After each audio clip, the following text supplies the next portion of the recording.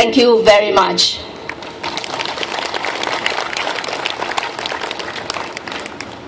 The ISA is a cruel and draconian law which allows the government to imprison anyone for as long as it wishes and without a trial. The late Dr. Lim Hock Siew had this to say about detention without trial. He said, "Detention without trial is not a peaceful action. It is an act of violence. They come to see you not in the daylight with an invitation card. They come in the morning, 4 a.m.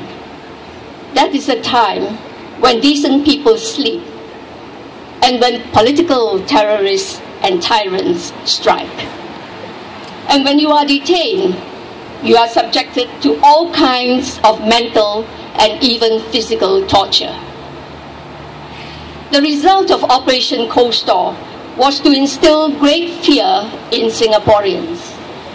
Wave after wave of arrests throughout the 60s, 70s, 80s, and even the turn of this century silenced the population and enabled the government to enact oppressive laws and policies that curtailed our fundamental rights and liberties. Instead of a government that listens to the people, we have a government that does what it wants to do. Those who oppose its plans were put away in jails, sued for defamation, or even charged for frivolous offences. Periodic arrests throughout the decades divided the nation and even divided those who were detained. Detainees kept to themselves after their release. Few would speak about their traumatic experiences, not even to their children and grandchildren. The fear that telling their stories would expose them to rearrest and bring shame and discrimination was real.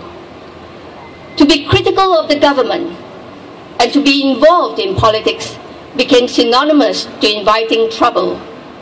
How often do we hear parents telling their children to stay away from politics? And that was how Singaporeans became depoliticized.